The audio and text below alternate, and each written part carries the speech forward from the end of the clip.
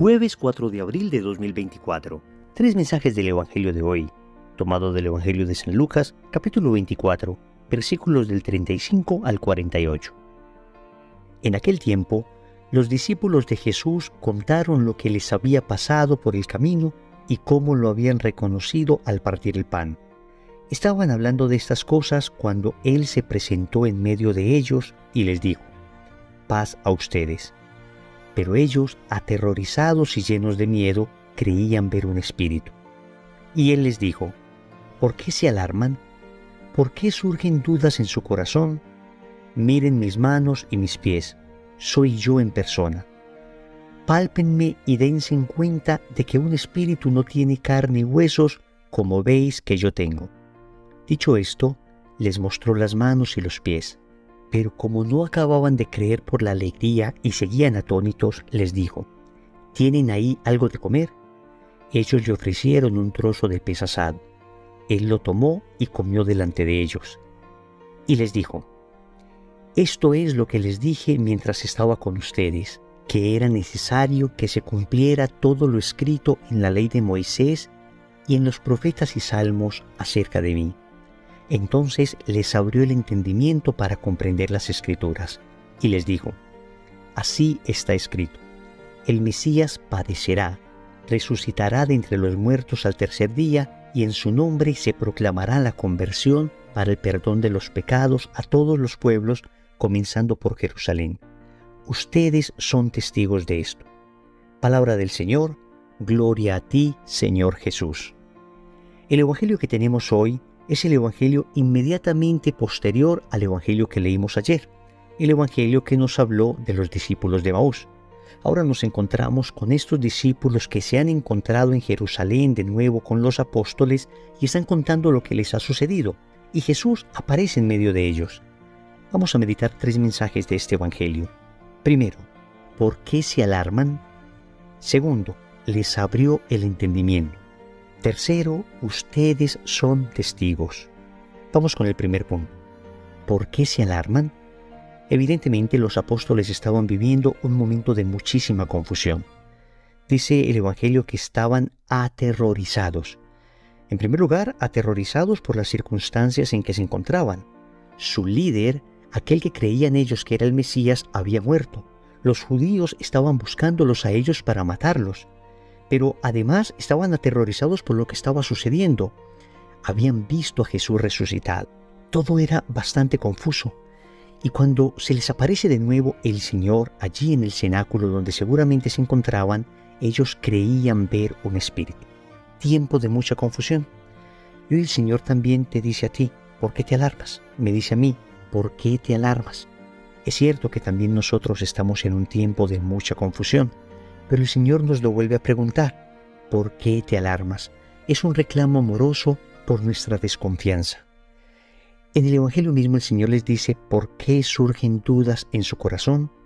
Y a mí me parece impactante esta frase, porque normalmente a uno le surgen dudas en su cabeza, que son dudas más bien de carácter racional, acerca de doctrinas, de pensamientos, de circunstancias, pero el Señor les pregunta: ¿por qué surgen dudas en su corazón? La duda que surge en el corazón es la duda del amor. Cuando alguien no sabe si amar a una persona o a otra, lo que tiene es duda en su corazón. Entonces, ¿por qué estamos alarmados? Porque normalmente tenemos dudas en nuestro corazón. Es decir, nuestro amor no es un amor definido hacia el Señor. Tenemos todavía un amor tibio.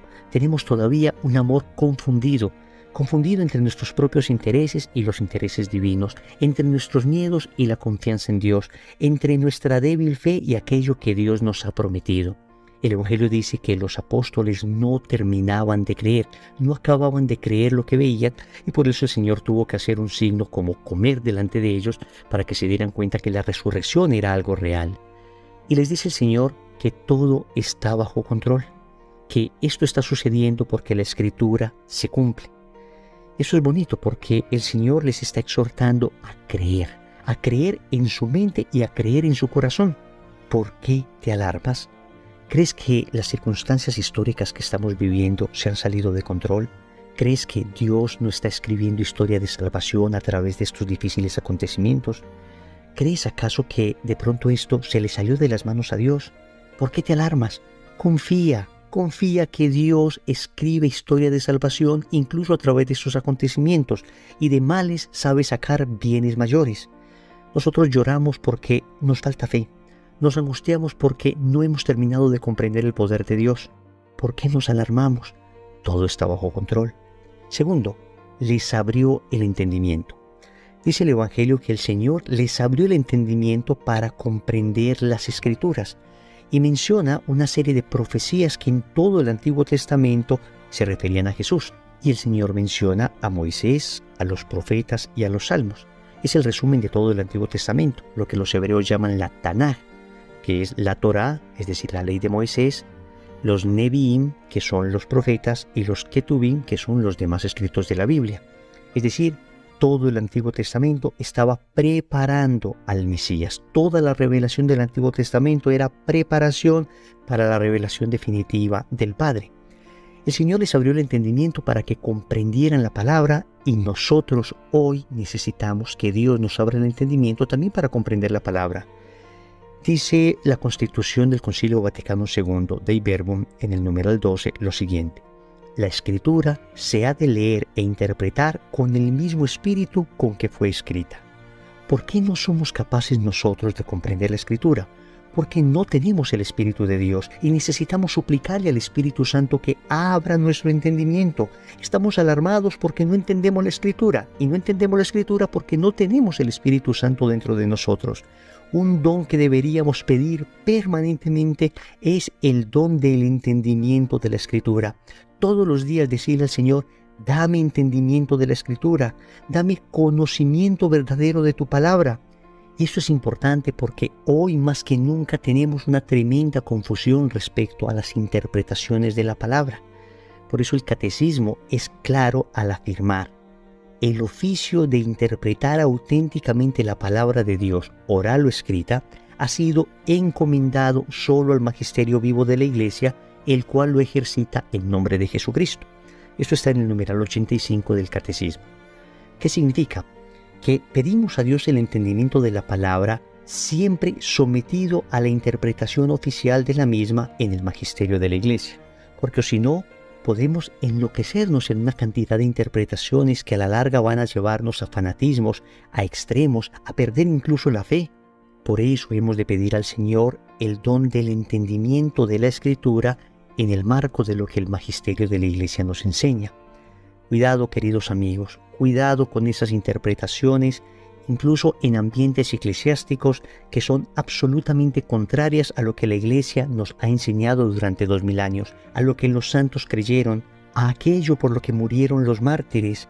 Mantengámonos humildemente adheridos al magisterio de la Iglesia y pidamos al Señor que nos abra el entendimiento para comprender la Escritura. Tercero, ustedes son testigos. Jesús termina el Evangelio diciendo a sus apóstoles: ustedes son testigos de esto. Y con esto les está dando la orden de testimoniar aquello que ellos han visto. Y fundamentalmente testimoniar el perdón de los pecados a todos los pueblos, como el Señor se los dice. Para eso murió el Señor en la cruz y resucitó, para perdonarnos nuestros pecados.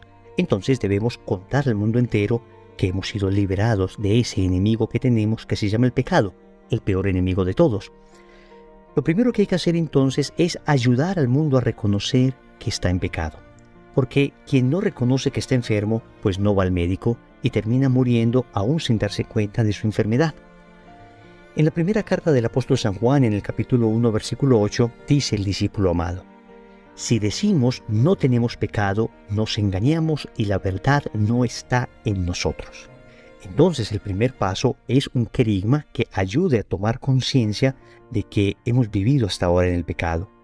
Pero nuestra predicación en sí misma no es eficaz si no viene llena de Espíritu Santo. Es el Espíritu Santo el que da la gracia de reconocer el pecado. Por eso dice el Evangelio de San Juan en el capítulo 16, versículo 8, cuando Él venga, el Espíritu Santo, convencerá al mundo en lo referente al pecado.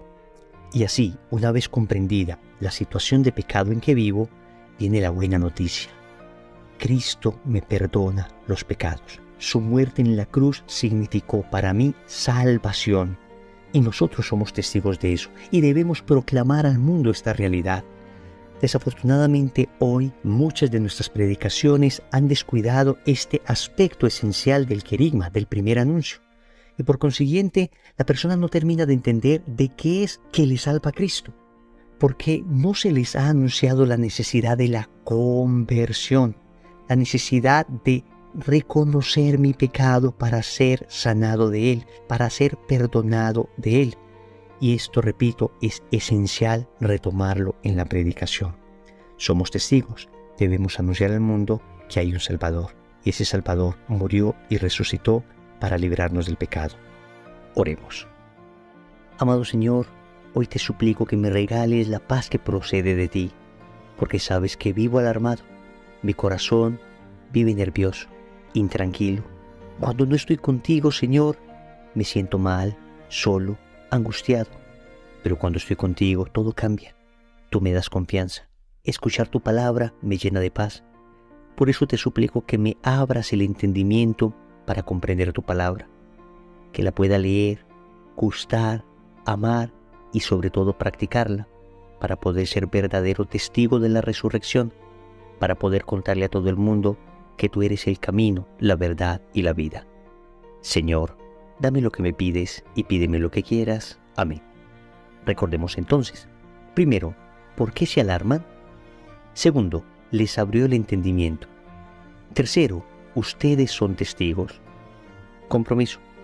Vamos a pedir al Señor el entendimiento de la palabra de Dios. En el nombre del Padre, y del Hijo, y del Espíritu Santo. Amén.